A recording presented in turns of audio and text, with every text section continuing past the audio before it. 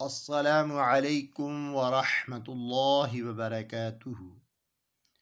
میں قاری محمد یونس قریشی، لیکچرار اسلامیات لازمی جماعت دہم، آفتاب حسین شہید army public school and college Muzaffar آباد۔ عزیز طلباء و طالبات، آج ہم قرآن مقدس کی آیت نمبر 6، 7 اور 8 انشاءاللہ پڑھیں گے۔ سب سے پہلے تلاوت سماعت فرمائیں۔ یاد رکھیے، جب تلاوت آپ کسی سے سن رہے ہوں، خواہ وہ ریڈیو پر ہو، ٹی وی پر ہو، یا آپ کے لیکچر جو آپ کے پاس ویڈیو لیکچر آ رہے ہیں ان میں ہو، اس کا سننا واجب ہے۔ اس کے دوران آپ کوئی بات نہ کریں،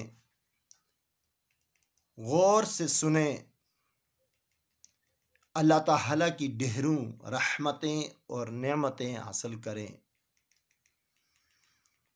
آئیے تلاوت سماعت کریں۔ آیت نمبر 6۔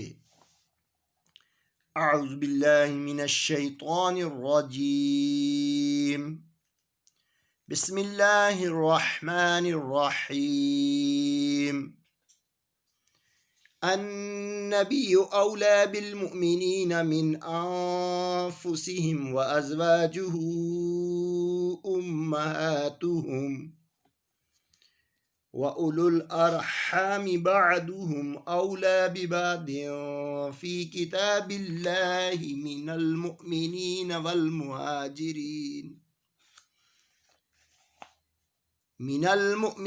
وَالْمُهَاجِرِينَ إِلَّا أَن تَفْعَلُوا إِلَىٰ أَوْلِيَائِكُمْ مَعْرُوفًا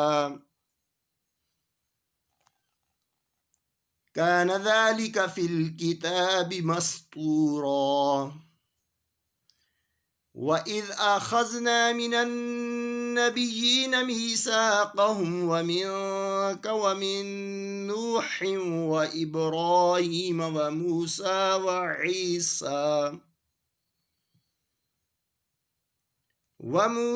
وعيسى ابن مريم وأخذنا منهم ميثاقا غليظا ليسأل الصادقين عن صدقهم وأعد للكافرين عذابا أليما۔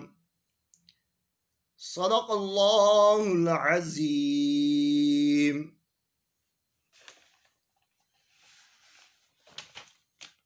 عزیز طلباء اور طالبات، ہم نے آیت نمبر 6 تا آیت نمبر 8 تک کی تلاوت سماعت کی۔ جیسا کہ میرا طریقہ کار ہے کہ تجوید کی چند باتیں بھی آپ کو ساتھ بتاتے ہیں۔ گزشتہ سبق میں ہم نے آپ کو حروف حلقی کے بارے میں بتایا تھا، یعنی حروف حلقی ان حروف کو کہا جاتا ہے جو حلق سے ادا ہوتے ہیں۔ وہ کتنے حروف ہیں؟ وہ 6 حروف ہیں۔ حمزہ اور ہا انتہائی حلق سے، عین اور ہا درمیانے حلق سے، خا اور غین ابتدائی حلق، یعنی حلق کا وہ حصہ جو منہ کی طرف ہے۔ آج میں آپ کو ایک بات بتاؤں، نون پر شد ہو، میم پر شد ہو، یا پر شد ہو، واو پر شد ہو تو وہاں غنہ کرتے ہیں، یعنی وہاں رکتے ہیں، آواز ناک میں لے جاتے ہیں۔ جس طرح میں آپ کو مثال کے طور پر سمجھاتا ہوں، ان، یعنی نون پر شد ہے، اس کو پڑھتے ہیں ان نبیو۔ میم پر شد کی مثال، उम्महातुहुम, यहाँ पर अगर आप पढ़ते हैं उम्महातुहुम तो ये गलत हो जाएगा। उम्महातुहुम मन यक़ूलु। तो इस कायदे को भी याद रखें कि मीम पर शद हो, वाव पर शद हो, नून पर शद हो, या पर शद हो, वहाँ गुन्ना करते हैं और गुन्ना करना लाजमी है। इस आयत मुबारका में यानी आयत नंबर 6 में 3 चीज़ों का जिक्र है। पहली बात है नबी सल्लल्लाहु अलैहि वसल्लम मोमिनों के वाली हैं। दूसरी बात हजूर सल्लल्लाहु अलैहि वसल्लम की बीवियां मोमिनों की माएँ हैं। तीसरी बात वरासत के मुतल्लक है। हजूर सल्लल्लाहु अलैहि वसल्लम की एक हदीस पाक आप सुन लीजिए कि हजूर सल्लल्लाहु अलैहि वसल्लम ने इरशाद फरमाया, हज़रत अबू हुरैरा रज़ियल्लाहु ताला अन्हु से यह हदीस मरवी है। हन अबी हुरैरा रज़ियल्लाहु ताला अन्हु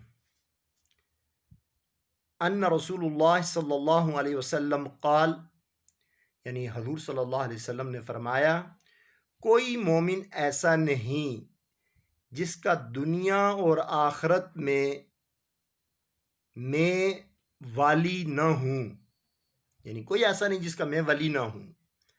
अगर तुम चाहो तो इस आयत को पढ़ो, अन्नबिय्यु औला बिल मुमिनीन, आखिर तक। और जो मोमिन फौत हो जाए और अपने पीछे माल छोड़ जाए तो उसके करीबी रिश्तेदार उसके वारिस होंगे। और जो मोमिन कर्ज वगैरह छोड़ जाए तो वो मेरे पास आए, मैं उसका वाली हूँ। सुबहान अल्लाह। आकाए करीम सल्लल्लाहु अलैहि वसल्लम मोमिनों के कितने चाहने वाले हैं। कहते हैं कि वरासत में मेरा कोई हक नहीं है, वो उनके रिश्तेदार वारिस हैं, लेकिन अगर कोई कर्ज छोड़कर दुनिया से चला जाता है तो वो कर्ज मैं अदा करूँगा। और दूसरी बात, हज़ूर सल्लल्लाहु अलैहि वसल्लम ने एक हदीस में फरमाया, जो शख्स अपने आप को हुजूर का ग़ुलाम न समझे और अपने तमाम हालात में अपने आप पर हुजूर सल्लल्लाहु अलैहि वसल्लम की हुक्मरानी तस्लीम न करे, उसने सुन्नत का मज़ा नहीं चखा। सुन्नत रसूल के अंदर जो शीरीनी और मिठास है उसने उसको हासिल नहीं किया। हदीस पाक में है कि तुम में से कोई बंदा उस वक्त तक मोमिन नहीं हो सकता जब तक अपने माँ बाप, अपनी औलाद और तमाम कायनात के लोगों से बढ़कर मुझसे मोहब्बत न करे। दूसरी बात मैंने आपको बताया, इसमें अज़वाज मुतहरात का जिक्र है, यानी नबी अकरम सल्लल्लाहु अलैहि वसल्लम की जो बीवियां हैं वो मोमिनों की माएँ हैं। ये हजूर सल्लल्लाहु अलैहि वसल्लम की बीवियां हमारी रूहानी माएँ हैं। और